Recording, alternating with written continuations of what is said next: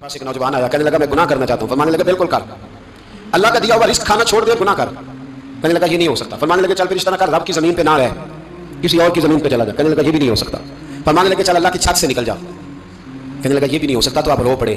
فرمانے لگے پھر جناب اسرائیل جب آئے تو ان سے کہنا مجھے 2-3 سال کی مہلت دے دے، پچھلی میری گناہوں میں گزر گئی، میں ذرا 3 سال عبادت کر لوں. تو وہ شخص بھی رونے لگا. کہنے لگا حضور وہ مہلت انسانی زندگی اثرات لیتی ہے، اچھے اثر بھی ہوتے ہیں، برے اثر بھی ہوتے ہیں.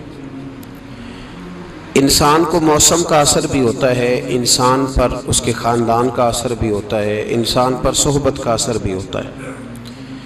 بالکل اسی طرح انسان پر اس کی نیکی کا اثر بھی ہوتا ہے اور گناہوں کا اثر بھی ہوتا ہے. نیکی دل کو سکون دیتی ہے، گناہ انسان کو پریشان کر دیتے. نیکی اللہ کی رحمت کو متوجہ کرتی ہے. پھر حالت یہ ہوتی ہے کہ انسان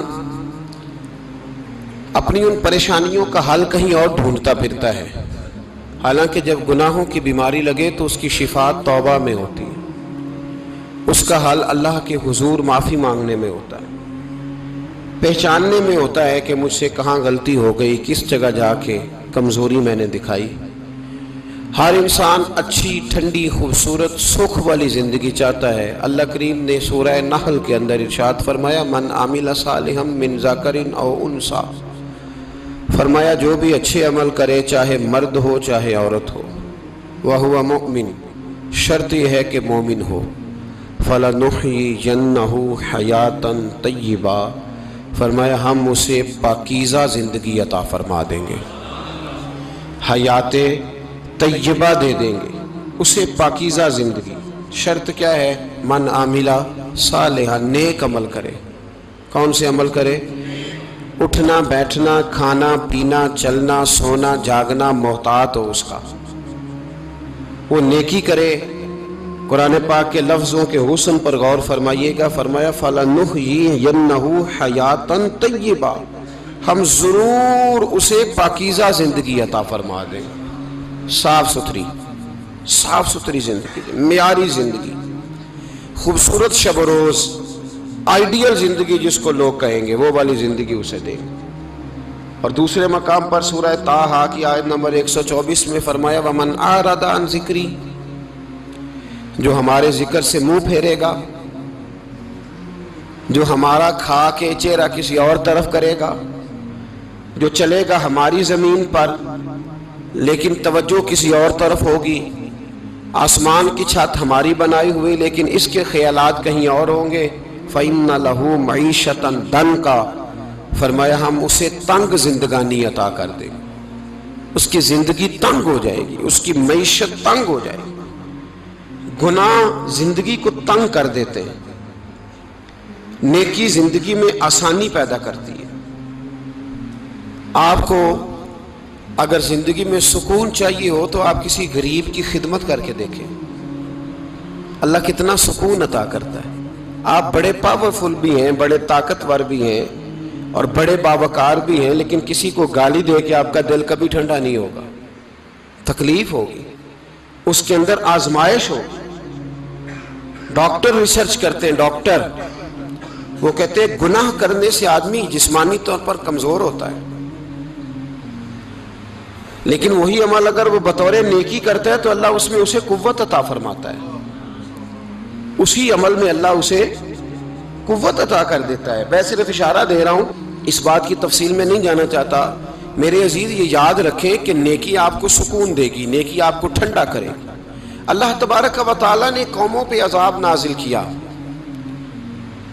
اور قرآن مجید فرقان حمید نے ان قوموں کے تذکرے بیان فرمائے. بھائی کس لیے بیان کیے؟ کہ ہم عبرت حاصل کریں، ہم یہ غور کر لیں کہ یہ کام ہم نے نہیں کرنا، اس کام سے ہم نے بچنا ہے، ہم نے غور کرنا ہے کہ یہ چیز ہمارے اندر. لوگ کہتے ہیں نہیں جی نہیں ہم پہ یہ عذاب نہیں آئے گا، بالکل نہیں آئے گا، اس میں شک نہیں. پر اللہ نے بیان کس لیے کیا تھا؟ بیان کیا قرآن مجید معاذ اللہ کسی ایسی چیز کا بیان کرتا ہے جس کی ضرورت نہ ہو؟ قرآن پاک نے ایک ایک حرف ایسا بیان کیا جس کی مسلمان کو ضرورت تھی. قوم نوح کا ذکر فرمایا قرآن پاک نے. حضرت نوح علیہ السلام کی قوم کو حضرت نوح علیہ السلام نے 1500 سال سمجھایا ہے. 15, کچھ لوگوں نے 950 سال لکھا ہے نا، اعلیٰ حضرت نے لکھا ہے 1500 سال عمر ہوئی حضرت نوح علیہ السلام کی۔ اللہ تعالیٰ بندے کو جلدی سزا نہیں دیتا، بلکہ قرآن مجید میں ایک جگہ رب کریم اس طرح بھی فرماتا ہے کہ جب بندے مجھے بھول جاتے ہیں تو میں ان کے لیے نعمتوں کے دروازے کھول دیتا ہوں۔ بندہ سمجھتا ہے کہ میں کچھ تو ہے نا کہ میرے اندر کہ میں جدھر جاتا ہوں خیر ہی خیر ہو جاتی ہے، وہ سمجھتا ہے کہ میری عقل ہے، حالانکہ اللہ اسے ڈھیل دیتا ہے۔ اللہ اسے ڈھیل دیتا ہے۔ گناہوں کی سزا کے 3 طریقے ہیں۔ ایک ہے متنبع کرنا، تنبیہ کرتا ہے اللہ، بندہ متنبع ہو جاتا ہے، یہ اللہ کا بہت بڑا احسان ہوتا ہے۔ ایک ہوتا ہے مہلت دینا، اور ایک تیسرا ہوتا ہے اللہ خفیہ تدبیر کرتا ہے۔ تھوڑا سا سمجھیے گا، انسان پر کوئی آزمائش آئی، فوراً اس کی چھٹی اس نے کہا کہ وہ فلاں جگہ غلطی کی تھی تب ایسا ہوا ہے۔ ہوتا ہے نا کئی دفعہ، آواز آتی ہے نا اندر سے، چلیں بول دیں کچھ نہیں ہوتا آپ کو، اللہ جانتا ہے یہاں کوئی کچھ نہیں کہے گا آپ کو، اور ہماری تو ویڈیو بھی نہیں گھومتی، یعنی خبر بھی نہیں ہو کہ کس نے ہاں کر دی کس نے نہ کر دی۔ آپ بغیر ٹینشن کے بات چیت کریں، آج کچھ نہیں ہوتا انشاءاللہ تعالی۔ آتی ہے اندر سے آواز، میں آپ سے اس لیے ان چیزوں کی تصدیق کراتا ہوں کہ باقیوں کو بھی آتی ہے کہ نہیں، اس لیے تصدیق۔ کبھی کوئی کسی جگہ انسان پریشان ہوتا ہے تو محسوس کرتا ہے کہ وہاں مجھ سے ہوتا ہے نا جی، جس کو یہ نصیب ہو جائے بڑا خوش نصیب آدمی ہے۔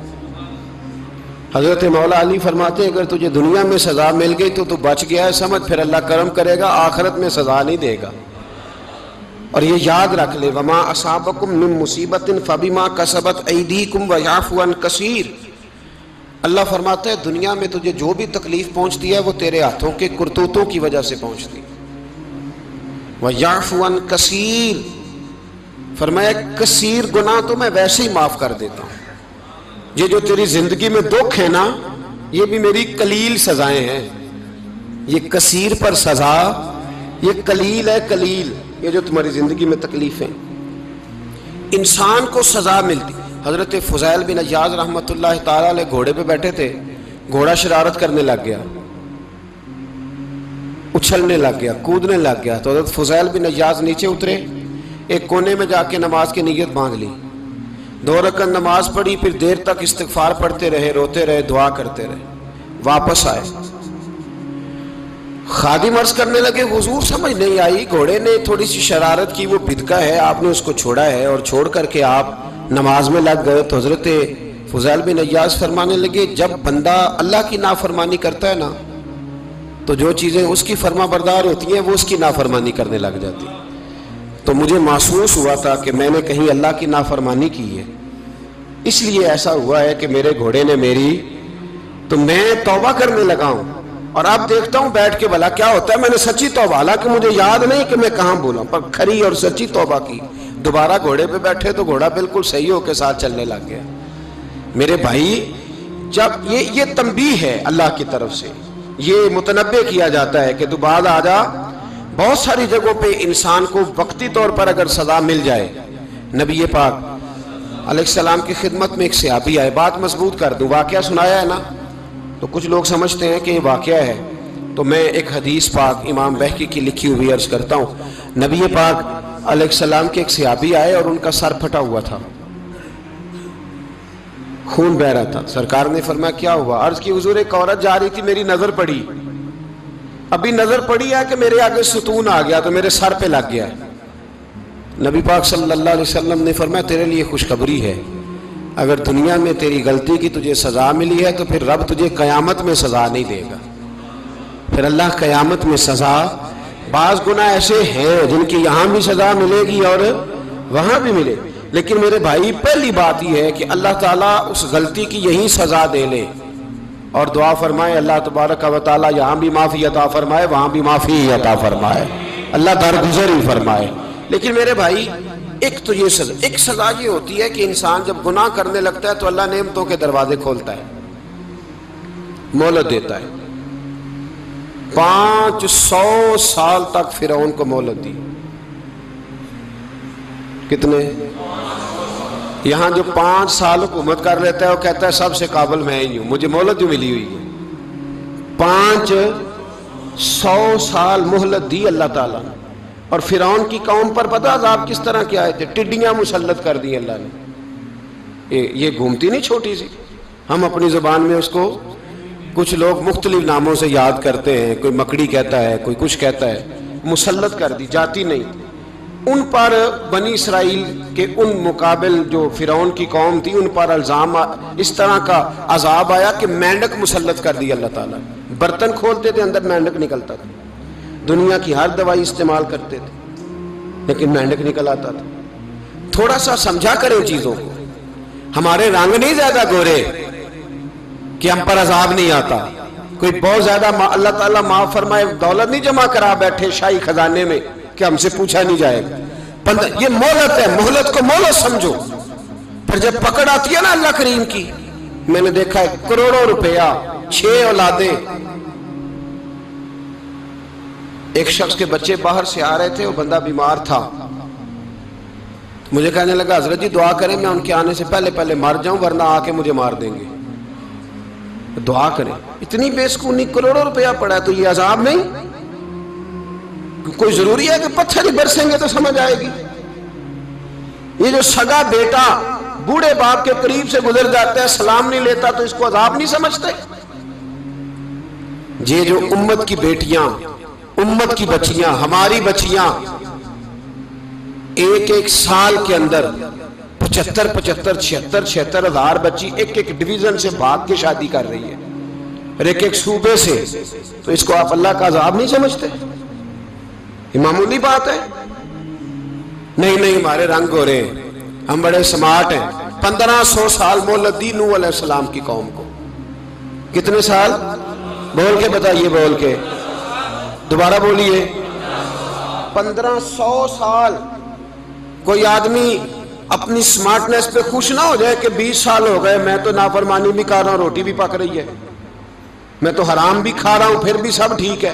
1500 سال مہلت دی. پھر حضرت نوح کہنے لگے اللہ میں نے تو بڑا سمجھایا نہیں باز آتے. تو رب کریم نے فرمایا کشتی بناؤ. اللہ کے پیغمبر کشتی بنانے لگے تو قوم مذاق اڑانے لگے. اب کیا کرنے لگے ہو؟ اب کشتی بنانے لگے ہو، خیر تو ہے، قوم مذاق اڑا رہی ہے. حضرت نوح علیہ السلام کا آپ نے کشتی بنائی، پانی کہاں سے نکلا؟ نہ بارشیں ہوئی نہ سیلاب آئے. ایک تندور تھا اس کے اندر سے پانی نکلنا شروع ہو گیا. کبھی تندور سے بھی پانی نکلا ہے، پر جب نکالنے والا چاہتا ہے تو وہاں سے بھی ایک تندور سے پانی نکلا. اتنا نکلا اتنا نکلا اتنا نکلا کہ قوم ساری ڈوب گئی. قرآن مجید کے صفحات شہادت دیں گے کہ حضرت نوح کی قوم کا بچہ بہ گیا. بچے صرف وہ تھے جو حضرت نوح کے ساتھ ہو گئے، تباہ ہو گئی. اللہ بے نیاز ہے، بے نیاز. 1500 سال مہلت ملے اور تو پھر بھی کہے رب بڑا کریم ہے معاف کر دے گا. 1500 سال تجھے گنجائش دے اور تو کہے کوئی نہیں بات معافی ملنی چاہیے ابھی بھی. میرے بھائی حضرت صالح علیہ السلام کی قوم، حضرت صالح نے تبلیغ شروع کی تو کہنے لگے پہلے معجزہ دکھاؤ. جی آج تو نہیں لوگ معجزے مانگتے ہیں. آج بھی لوگ کرامتے اور معجزے، اللہ معاف کرے جو چیزیں معجزہ تو ہو نہیں نہ سکتا، لیکن آج بھی لوگ، آپ یقین کریں، کہتے ہیں یہ بڑی نمازیں پڑھتا ہے تو پھر بخشا کیوں نہیں گیا، پھر کیوں نہیں منو سلوا کیوں نہیں اترا اس پر، پھر میں بھی اسی طرح ہی ہوں، کیا اس کے اندر خوبی آ گئی؟ مولوی بھی ویسے ہی ہے، صوفی بھی ویسے ہی ہے. لوگ مانگ نہیں رہے، لوگ دلیلیں مانگ نہیں رہے، ابھی بھی لوگ بحث نہیں کرتے. کیا فرق آ گیا جی؟ ویسے ہی ہیں سارے. اللہ تعالیٰ سے ڈرنا چاہیے. ہمیں سامنے والے کی طرف دیکھ کر صحیح ہونے کا حکم نہیں ہے، ہمیں اپنی اصلاح کا حکم ہے. اپنی طرف دیکھ کے اپنے آپ کو ٹھیک کرنے کا. الزام لگا کے گزر جانا اس کا کوئی مطلب، سنو اور یاد رکھو. حضرت صالح علیہ السلام سے کہنے لگے پہلے معجزہ دکھائیں تو حضرت صالح علیہ السلام نے فرمایا اونٹ کہاں سے پیدا ہوتے ہیں؟ کہا اونٹنی کے بطن سے. فرمایا آؤ میں تمہیں پہاڑ کے اندر سے اونٹنی پیدا کر کے دکھاتا ہوں. کہاں سے؟ پہاڑ کے اندر سے. حضرت نوح ساتھ لے کے گئے تو پہاڑ کے اندر سے اونٹنی نکلی اور اونٹنی بھی گابن تھی، اس کے پیٹ میں بچہ، اور اونٹنی اتنا دودھ دیتی تھی کہ ساری بستی دودھ پی جاتی تھی، پھر بھی دودھ بچ جایا کرتا تھا. لیکن حضرت نوح علیہ السلام نے فرمایا اب تم نے دیکھ تو لیا یہ اسے، یہ جتنا دودھ دے گی روٹی بھی اتنی کھائے گی، ایک دن تم سارے پانی پیو گے، ایک دن یہ سارا پانی پیا کرے گی، ایک دن تم سارے باقی جانوروں کو گھاس کھلاؤ گے، ایک دن یہ اونٹنی، اور اونٹنی کا نام کیا؟ ناقۃ اللہ، اللہ کی اونٹنی۔ کس کی اونٹنی؟ نام کیا ہے؟ اللہ کی، یہ اللہ کی اونٹنی ہے۔ تو حضرت نوح علیہ السلام کی اونٹنی فرمایا اس کی بے ادبی نہ کرنا۔ باز نہیں آئے لوگ، باز نہیں آئے، کہنے لگا جی دودھ دینا تو ٹھیک ہے، پر یہ جو سارا پانی پی جاتی ہے نا یہ صحیح نہیں، یہ جو ساری گھاس کھا جاتی ہے یہ نہیں ٹھیک، دودھ دینا تو ٹھیک ہے پر یہ نہیں صحیح۔ آپ نے فرمایا اسے کچھ نہ کہنا، اللہ کی اونٹنی ہے۔ میں کہا کرتا ہوں ان لوگوں نے ناقۃ اللہ کی بے ادبی کی، حضرت نوح علیہ السلام کی اونٹنی کی ٹانگیں کاٹ دی، صالح علیہ السلام کی۔ اور دیکھو اللہ بڑا بے نیاز ہے، اگر پیدا کرنا جانتا ہے تو حفاظت کرنی نہیں جانتا، لیکن رب کریم نے فرمایا نہ کرنا۔ انہوں نے ان کے پیر کاٹ دیے، کانوں پہ چھریاں لگائیں۔ اونٹنی جب مر گئی، اونٹنی اللہ تبارک و تعالیٰ کی وہ اونٹنی جب مر گئی تو حضرت صالح علیہ السلام کی قوم پر رب کریم نے زلزلہ بھیجا۔ اذا زلزلت الارض زلزالہا، جب زلزلے آئیں گے اور جب ان کا زلزلہ آنا زلزلہ آتا ہے نا، کیا کرتی ہے قوم؟ لا الہ الا اللہ، لا الہ الا اللہ، کلمے جاری ہو جاتے ہیں۔ بلکہ ایک دفعہ ایسا بھی ہوا کہ مسجدوں میں اعلان ہونے لگے زلزلہ آ رہا ہے، جو فجر کے لیے نہیں اٹھے زلزلے کے لیے وہ بھی اٹھ گئے، جن کا دعویٰ ہے نا میری سویرے آنکھ نہیں کھلتی، ان کی لگی نہیں کتنے گھنٹے، بعد میں بھی نہیں لگی، ٹی وی پہ اعلان ہوتے رہے کوئی نہیں آ رہا سو جاؤ چپ کر کے، لیکن آنکھ لگی۔ موت سے تو ڈرتا ہے، اللہ سے ڈرتا ہی نہیں، موت کا خوف ہے رب کا نہیں۔ زلزلہ آیا، ساری قوم تباہ ہو گئی۔ بتاؤ اگر ناقۃ اللہ کی گستاخی ہو تو اللہ ناراض ہو جاتا ہے، اور اگر اولیاء اللہ کی ہو، اگر اولیاء اللہ کی ہو تو رب ناراض نہیں ہوتا؟ شرم نہیں آتی لوگوں کو داتا صاحب کی بے ادبی کرتے، شرم نہیں آتی لوگوں کو غوث اعظم کی گستاخی کرتے، حیا نہیں آتی جنہوں نے دین پھیلایا ان کی بے ادبی؟ میں درد سے کہتا ہوں، رو کے کہتا ہوں، اور اگر کلیجہ پھٹ سکے تو میں دکھاؤں زخم کتنے۔ ایک حج کے موقع پر ایک بابا جی، اس سال 4,80,000 روپے کا پرائیویٹ حج تھا، اور بابا جی کی کیفیت کمزور تھی، بیچارے بیمار تھے، اس کے باوجود وہ گئے۔ بوڑھے آدمی، جا کے بیٹھیے، بزرگ، اور کتنی مشکل ہے وہاں منا، مزدلفہ، عرفات، طواف زیارت، کتنا مشکل کام ہے طواف زیارت کرنا، طواف وداع کرنا۔ کس کٹھن سے حج کیا، بڑھاپے میں پیسے بھی لگائے، اور جب وہ روضہ رسول پہ گئے صلی اللہ، اور انہوں نے جا کے نبی پاک صلی اللہ علیہ وسلم کے روضے کی طرف منہ کر کے درود شریف پڑھا تو ایک ملا نے اٹھ کے کہہ دیا تو مشرک ہے۔ تو میری روح کانپی، میں نے کہا تجھے شرم نہیں آئی، حیا نہیں آئی؟ اس کی عمر دیکھ، کس بڑھاپے میں کہاں سے چلا، کہاں آیا۔ یہ مشرک ہوتا تو کسی مندر میں جاتا، یہ مشرک ہوتا تو کسی گرجے میں جاتا، یہ مشرک نہیں، یہ مومن ہے، اور یہ وہ والا مومن ہے جس کے سینے میں دل جب دھڑکتا ہے تو خالی دھڑکتا نہیں، ساتھ وہ محمد عربی پہ درود و سلام بھی پڑھتا ہے۔ شرم نہیں آتی لوگوں کو؟ اتنی بڑی گستاخی کرتے، جو روضہ رسول پہ آیا مشرک ہے۔ میں نے تو ایک مولوی کو صاف صاف کہا تھا، میں نے کہا اگر میں مشرک ہوں تو نکالو، مشرک کا داخلہ تو یہاں ویسے ہی منع ہے۔ شرم نہیں آتی؟ اپنی زبان کا ایک پاس کرو کچھ۔ اتنا ظلم، اتنی بڑی فرقہ واریت امت میں، اتنا امت کو تقسیم کرتے ہو، تمہیں شرم نہیں آتی؟ جہاں سے اتحاد کا پیغام دینا چاہیے وہاں سے تم لوگوں کو فرقے کا پیغام دیتے ہو، ایک مقصود فرقے کی تبلیغ کرتے ہو۔ خدا رہا تو میں کہہ رہا ہوں ناقۃ اللہ کی بے ادبی پہ عذاب آتا ہے، تو اولیاء اللہ کی بے ادبی پہ نہیں آتا؟ داتا صاحب ساری زندگی تبلیغ کرتے رہے، ایک آدمی نے اٹھ کے کہہ دیا جناب وہ تو شرک کا اڈا ہے، تو رب کریم ناراض نہیں ہوتا ان باتوں سے؟ ہمیں خیال کرنا چاہیے، اللہ سے ڈرنا چاہیے، ان چیزوں سے عذاب آتا ہے اور آ رہا ہے، اللہ تعالی ہمیں محفوظ فرمائے۔ اللہ ہمیں اس سے، قوم لوط پہ بھی عذاب آیا، ہم جنس پرستی،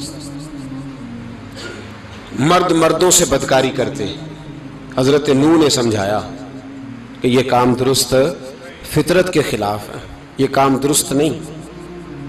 جب انسان یہ کام کرتا ہے تو زمین اور آسمان کانپتے ہیں، اب میں کیسے کھول کے بتاؤں، میرے پاس اعداد و شمار ہیں کہ پاکستان کے اندر اس کام کی کیفیت کیا ہے اور کس طرح کر کے لوگ، میں تو رونا روتا رہتا ہوں داڑھی کا. لوگ کئی دفعہ کہتے ہیں حضرت صاحب پہلے بھی آئے تھے تو داڑھی کی بات، پھر بھی آئے تو داڑھی کی بات. تو میں رونا روتا ہوں، اس لیے روتا ہوں کہ جو کلین شیو نوجوان ہوتا ہے وہ امرد کے حکم میں ہے، اس پر وہی حکم لگتا ہے جو عورت پہ لگتا ہے. اس کے ساتھ مرد کا اٹھنا بیٹھنا اسی طرح ناجائز ہے جس طرح عورت کے ساتھ. حضرت جنید بغدادی رحمت اللہ تعالیٰ علیہ کے سامنے ایک شخص نے کہا وہ کتنا خوبصورت نوجوان جا رہا ہے، تو آپ فرمانے لگے تو حافظ قرآن نہیں؟ کہا ہاں. فرمانے لگے جا اپنے حفظ کی خیر بنا.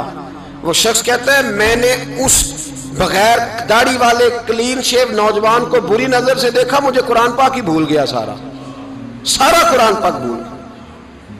اور کتنے سال میں دعائیں کرتا رہا، بیت اللہ کے طواف کرتا رہا، میں یاد بھی کرتا تو نہیں ہوتا. کیسے اب تو ہمارا نعت کہاں بیوٹی پارلر سے ہو کے آتا ہے، ہم کسی اور کو کیا پیغام دیں. وہ پیغام، وہ نظام، وہ طریقہ کار جس کا حکم تھا شریعت میں. قوم لوط پر عذاب آیا. صحیح بیٹھتے ہوں گے بچے جو موٹر سائیکلوں پہ بیٹھتے ہیں. میں نے گجرانوالہ کی سڑکوں پہ بچوں کو، نوجوانوں کو جو تماشے کرتے سرے عام دیکھا ہے تو مجھے ڈر لگتا ہے. اور کوئی روکنے والا نہیں، شغل ہو رہا ہے، ہنس رہے ہیں اور سامنے عورتیں بھی ہیں، سب ہو رہا ہے. کتنی تکلیف کی بات. حضرت نوح کی قوم یہ کام کرتی تھی، قرآن پاک نے بیان کیا ہے. حضرت نوح نے سمجھایا، فرمایا رب کریم نے تمہیں اپنی خواہش پوری کرنے کے لیے جائز طریقہ عطا فرمایا، عورتوں سے نکاح کرو، اور اس نکاح کی برکت سے جو اللہ تمہیں اولاد دے گا اس کو اللہ تبارک و تعالیٰ تمہارے لیے باعث بخشش بھی فرمائے گا. لیکن جب قوم نہ مانی تو جو قوم میں لوط کا عمل کرے اس کا علاج قرآن نے بیان فرمایا کہ آسمان سے پتھر برسیں گے. پھر پتھر برسے اور جن کے بڑے بڑے اچھے دماغ تھے ان کے دماغ چکنا چور کر دیے گئے، تباہ کر دیے گئے، ان کے دماغ زمین پر بچھاڑ دیا گیا. اللہ مہلت دیتا ہے لیکن اس کا مطلب یہ نہیں کہ انسان توبہ ہی نہ کرے. حضرت شعیب علیہ السلام کی قوم پر بھی عذاب آیا، اس لیے کہ بددیانتی کرتی تھی، ناپ تول میں کمی کرتی تھی. میں نے کہا تھا شب قدر کی رات کہ یہ کوئی تماشا ہے کہ شب رات آئی تو ساری رات روتے رہے، یا اللہ معاف کر دے، یا اللہ معاف کر دے، رو رو کے چیخے مار مار روئے. شب قدر آئی تو پھر چیخے ماری، ساری رات روئے. تو جس بندے کا پروگرام ہی نہیں سویرے بدلنے کا، دکان پہ بیٹھ کے پھر وہی ناپ تول میں کمی، پھر وہ اللہ تعالیٰ معاف کرے. میں ایک مضمون پڑھ رہا تھا تو وہ فوڈ کے اسپیشل لوگ تمہیں لکھا تھا مہربانی کرو ملاوٹ ہی اچھی چیز کی کر لو، مرچ میں کیری تو نہ ملاؤ اینٹوں کی، وہ تو بیمار کرتی ہے، وہ تو خون کی آنتوں کو روک دیتی ہے. وہ کہنے لگا، اور وہ کہتا ہے میں تمہیں بتاتا ہوں کون کون سی چیز ملائی جا سکتی ہے، وہ ملا لو. خدا را اس قوم پہ رحم کرو، مہربانی. ایک دوست ہے ہمارے، میں وزیر آباد میں ان کے گھر بیٹھا تھا تو ایک میڈیکل، میرا کسی شخص پہ اعتراض کرنے کا میں مجموعی بات کرتا ہوں. میں ایسے ڈاکٹروں کو جانتا ہوں جو اللہ تعالیٰ فضل کرے سچ مچ کے نیک ہیں، اچھے لوگ. تو بچے کا میڈیکل سٹور ہے تو والد بیمار ہو گیا تو کہتا ہے ابا جی ڈاکٹر صاحب نے کہا آپ کو ڈرپ لگنی ہے. تو سگے باپ کو ڈرپ لگانے لگا تو باپ کیا کہتا ہے پتر تیری مہربانی مینو کوئی اصلی لائی، وہ نہ لائی جڑی لوکاں نو لانا ہے. اب وہ پیار سے سنا رہا ہے بات. میں نے اسے کہا کہ یہ تو ڈوب مرنے کا مقام ہے نا، ڈوب مرنے کا مقام، کہ جس ملک کے اندر دوائی بھی صحیح نہ بکے، اصلی نہ ملے دوائی بھی، اور پھر وہ قوم کہے کہ ہم نے تو پورے روزے رکھے، ہم نے تو بڑا صدقہ اور خیرات کیا، دوائی بھی اصل نہ ملے. جناب شعیب علیہ السلام کی قوم ناپ تول میں کمی کرتی تھی تو اللہ تبارک و تعالیٰ نے ان پر بتا عذاب کس طرح کا بھیجا. شدید گرمی ہوئی، اللہ ہمیں محفوظ فرمائے. سارے آمین کہہ دیا. دیکھیں کتنا اچھا موسم کر دیا رب کریم. اللہ ہمیں محفوظ فرمائے، اللہ رحمت فرمائے. شدید گرمی کی لہر آئی، باہر اتنی گرمی ہوئی کہ لوگ اپنے گھروں میں گھس گئے. جس طرح سورج کی شعائیں گھروں کے اندر داخل ہو جاتی ہے اس طرح گرمی کی لہر اندر داخل ہوئی. اور جس طرح کسی کو آگ لگ جائے تو وہ آدمی اچھلتا کودتا ہے نا، اس طرح یہ لوگ اچھلنے لگے اور اچھل کود کے مر گئے. جرم کیا تھا؟ ناپ تول میں کمی کرتے. حضرت داؤد کی قوم بھی تباہ ہوئی. جرم کیا تھا؟ ہفتے والے دن مچھلیاں نہیں پکڑنی تو یہ پکڑتے تھے. حکم ہے نا مسلمان کو نماز کے ٹائم کوئی اور کام نہیں کرنا, نماز پڑھنی ہے. تو میرا خیال ہے مسلمان تو فٹافٹ آ جاتے ہیں, سارے ہی پہنچ جاتے ہیں نا مسجدوں میں. ہلکا ہلکا بول رہے ہیں آپ, کیوں نہیں پہنچتے؟ اگر حضرت سیدنا, اور پتہ انہیں سزا کیا ملی؟ اللہ نے فرمایا اس ٹائم عبادت کرنی ہے, کام نہیں کرنا, وقت نہیں ہے کام کا. انہوں نے مچھلیاں پکڑی, 12,000 لوگ تھے. پتہ ہے مالک نے سزا کیا دی؟ بندر بنا دیا. اللہ کریم قرآن مجید کا پہلا سپارہ پڑھے, فَجَعَلْنَاهَا نَكَالًا لِمَا بَيْنَ يَدَيْهَا وَمَا خَلْفَهَا. اللہ فرماتے ہیں پچھلوں کے لیے بھی عبرت بنا دیا, بعد والوں کے لیے بھی عبرت, نشان عبرت بنا دیا. بندر بن گئے, اور جو ان کے دوست جو بچ گئے تھے ان کے پیر چومتے تھے, روتے تھے. 3 دن بندر بن کے زندہ رہے, پھر اللہ نے سب کو اجتماعی موت دے دی. اگر مسلمان سے اللہ کہے کہ نماز کے ٹائم کاروبار نہیں, جمعے کے ٹائم کاروبار, تو مسلمان کہتا ہے نہیں مجھے مہلت ملی ہوئی ہے. یہ تو اس وقت پتہ چلتا ہے نا جب بچے ڈیوٹی لگاتے, ہاں ہاں ہاں عذاب آتا ہے, اس وقت پتہ چلتا ہے. میں نے دیکھا یہ منظر, اس وقت پتہ چلتا ہے جب بچے کسی ملازم 6,000 کی ڈیوٹی لگاتے, کہتے ہیں ابے کا دھیان رکھنا, ہم دکان پہ بیٹھنے لگے. پھر اسے سمجھ آتی ہے اگر میں نماز کے ٹائم مسجد میں ہوتا تو آج میری اولاد میری خدمت پہ ہوتی. میں نماز کے ٹائم مسجد نہیں گیا تو بچوں نے 6,000 کا ملازم بٹھایا ہے, ابا جی کا خیال رکھ, ایک نرس بلائی ہے, تو خیال رکھ. کدھر ہوتے ہیں مسلمان نماز کے ٹائم؟ ایک عیسائی نے اعتراض کیا ہے, سنیں, وہ کہتا ہے مجھے لگتا ہے مسلمانوں کے 3 خدا ہیں. مسلمان اڑ گیا, کہنے لگا نہیں ہمارا تو ایک ہے. کہا نہیں 3 ہے. معاذ اللہ استغفر اللہ, ہمارا ایک ہے. کہنے لگا نہیں میں ثابت کرتا ہوں, ایک تمہارا خدا 5 نمازوں کا ہے, ایک رمضان کا ہے, ایک عید کا ہے. لگتا ہے معاذ اللہ عید والا زیادہ تگڑا ہے, تم زیادہ آتے ہو. رمضان والا لگتا ہے اس سے کچھ کمزور ہے, تم تھوڑے آتے ہو. اور 5 نمازوں والا شاید سب سے کمزور ہے. بات عقل کی ہے کہ نہیں؟ اس نے اعتراض ٹھیک کیا. تو مسلمان کو چاہیے نا خیال کرے. ایک یہودی نے لکھا تھا, اس نے کہا تھا جس دن مسلمانوں کی تعداد فجر کی نماز میں اتنی ہو گئی جس دن جتنی جمعے میں ہوتی ہے, اس دن نہ کوئی یہودی سازش کرے گا نہ کوئی عیسائی تلوار نکالے گا. شرط یہ ہے کہ یہ اسی طرح فجر پڑھنے ہیں جس طرح جمعہ پڑھنے آتے ہیں. تو پھر کوئی شخص بھی ان کو کسی جگہ شکست دے سکتا تو ہمارے گناہ ہمیں پریشان کرتے ہیں. یہ جتنی آزمائشیں ہیں ان کے پس منظر میں گناہ ہیں. ہماری زندگی کے اندر جتنی تکلیفیں, ہماری پریشانیوں کا سبب ہم خود ہیں. بہت ساری جگہوں پہ ہم غلطی کرتے ہیں, اس کی ہمیں سزا ملتی. غلطی کی سزا. ایک نوجوان نے مجھے بڑی گہری بات سنائی, میرا قریبی تعلق تھا. کہنے لگا گھر میں بڑا مسئلہ ہے, بڑی پریشانی ہے, ماں اور بیوی کا ماحول اتنا سخت ہو گیا ہے کہ نمٹ نہیں سکتا. آپ یقین کریں میں نے ڈیٹیل سے ساری چیز کو سٹڈی کیا, میرے پاس اتنا وقت نہیں ہوتا, پھر بھی میں نے اس فیملی کو پورا پڑھا تو غلطی نوجوان کی نکلی. نہ اس پہ اماں اعتبار کرتی ہے نہ بیوی اعتبار کرتی ہے. اس نے جھوٹ بول بول کے اس طرح کی ماحول پیدا کر دیا ہے کہ کوئی اس پر اعتماد کرنے کو تیار ہے. اگر آپ ناراض نہ ہو تو ایک بات کروں, پتہ ہے گھر میں ماحول کب خراب ہوتا ہے؟ باہر والے ہماری تقریر سنتے ہیں, گھر والے ہمارا عمل دیکھتے ہیں. جب وہ دیکھتے ہیں نا کہ یہ کس طرح کا شخص ہے, اس کے رویے, اس کا کردار, اس کا لب و لہجہ کتنا برا ہے اور یہ کردار کا کتنا کمزور ہے. اعلیٰ حضرت فرمایا کرتے تھے نیک وہ ہوتا ہے جس کی تنہائی صاف ستھری ہوتی ہے. اس لیے ماحول بگڑ جاتا ہے. یہ جو ہم کہتے ہیں نا میرے سجن بڑے بنتے ہیں پھر ٹوٹ جاتے ہیں, کچھ لوگ ایسے ہوتے ہیں جو ان کے پاس جاتا ہے انہی کا ہو جاتا ہے, وہ کہیں اور کے قابل کیوں بھلا؟ اس لیے کہ ان کے کردار میں ٹھنڈک دیکھتا ہے, ان کے لب و لہجے میں مٹھاس دیکھتا ہے, اس شخص میں اتنی خوبصورتی دیکھتا ہے کہ اسی کا بن جاتا ہے. حضرت ابراہیم بن ادم کے پاس ایک نوجوان آیا, کہنے لگا میں گناہ کرنا چاہتا ہوں. فرمانے لگے بالکل کر, اللہ کا دیا ہوا رزق کھانا چھوڑ دے اور گناہ کر. کہنے لگا یہ نہیں ہو سکتا. فرمانے لگے چل پھر اس طرح کر, رب کی زمین پہ نہ رہ, کسی اور کی زمین پہ چلا جا. کہنے لگا یہ بھی نہیں ہو سکتا. فرمانے لگے چل اللہ کی چھت سے نکل جا.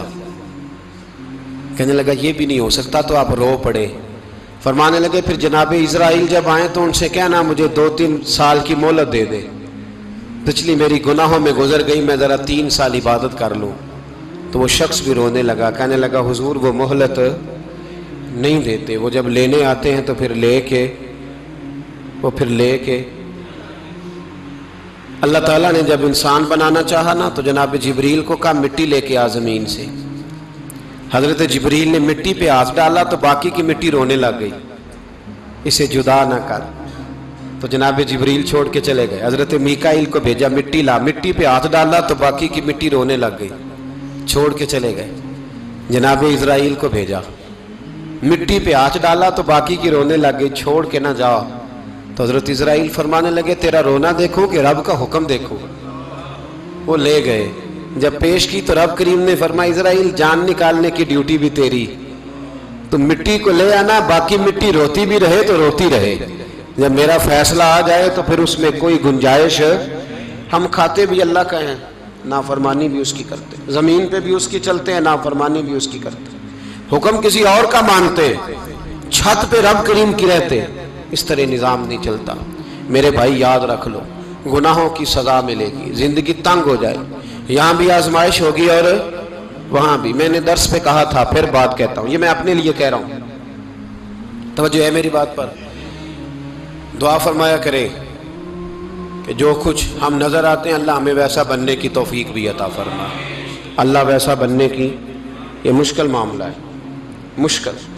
دیکھیں نا ایک آدمی سیاستدان ہے، اس نے بڑے اچھے نعرے لگائے، انقلاب آ جائے گا، میں غریب کا بھلا کر دوں گا، میں یتیموں کے سر پہ ہاتھ رکھوں گا، میں مجبوروں کی مدد کروں گا، میں دکھیوں کی مدد کروں گا، مزدوروں کو. اس نے اچھے اچھے نعرے سکھائے، اچھا اس نے پیغام دیا. اندر اس کے یہ تھا کہ اقتدار ملے گا تو مرضی کروں گا.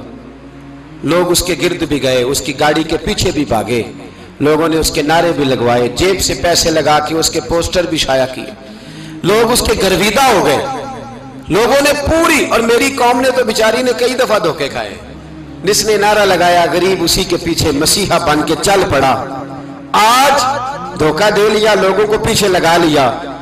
یہ بتاؤ اگر راز کھل جائے، اگر راز کھل جائے کہ یہ دھوکہ دے رہا ہے، یہ فریب کر رہا ہے، تو لوگ اس کا کیا حال کریں گے؟ یہ راز قیامت میں کھل جائے گا. قیامت میں یہ راز یہ کھل جائے گا. یہ دھوکے باز تھا. اذا زلزلت الارض زلزالہا، جب زلزلہ آئے گا جیسے اس کا آنا ٹھہرا. واخرجت الارض اثقالہا، زمین اپنے بوجھ باہر نکال دے گی. اس سے مراد کیا ہے کہ زمین پہ جو جرم ہوئے زمین بتا دے گی، باہر نکل آئے. وقال الانسان ما لہا، انسان کہے گا اسے کیا ہوا، یہ تو سب کچھ بتا رہی. بوجھ باہر نکال دے گی. ایک آدمی پیر طریقت بن کے بیٹھ گیا، جبہ کبہ پہن کے، بڑی پگڑی باندھ کے بیٹھ گیا، اچھی اچھی نیک باتیں بتانے لگا. لوگ اس کی دست بوسی کرنے لگے، ہاتھ چومنے لگے، پیچھے لگ گئے، خدمت کرنے لگے، جیب سے نذرانہ دینے لگے. اس کے نام پر لوگ اپنی جیب سے لنگر پکانے لگے، خانقاہ کی خدمت ہونے لگی. مہمان اس کے آتے، نوکری کوئی اور کرتا. میں نے کہا تھا شاید اپنے لیے کہہ رہا ہوں. ڈیوٹیاں لوگ کرنے لگے، حالات بدلنے لگے. لیکن اس کے اندر تو چور تھا، وہ تو دکاندار تھا. تو یہاں جو اس کے پیچھے لگے تھے وہ تو سچے تھے، انہیں تو اجر ملے گا. لیکن اس کا جب راز کھلے گا تو بڑی رسوائی ہوگی. اس کا جب راز کھلے گا تو بڑی. ایک میری طرح کا دیندار تھا، جو چہرے کا تو نیک تھا، اندر پتہ نہیں کیا کچھ تھا. ایک طوائف گزر رہی تھی، اس نے اس کو تبلیغ کر دی. کہنے لگا بس کر دے، سیانی بن جا. تو کسی دانشور میں لکھا ہے اس نے بڑا سخت جواب دیا. اس عورت نے کہنے لگی بابا میں تو جو ہوں وہ نظر بھی آ رہی ہوں، تو بتا جو تو نظر آتا ہے وہ تو ہے کہ نہیں. اس بندے نے چیخ ماری اور بے ہوش ہو کے گر پڑا. تو لوگوں نے کہا بابا آج کسی صوفی کا کلام سنا ہے جو بے ہوش ہو گیا؟ تو اس نے کہا نہیں، آج طوائف کی بات سنی ہے، طوائف کی. اور وہ عجیب بات کر گئی ہے.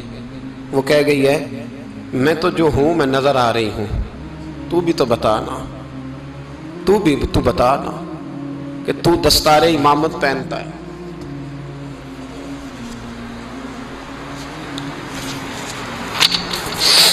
تو بتا، تو جو کہلاتا ہے تو وہ ہے کہ نہیں.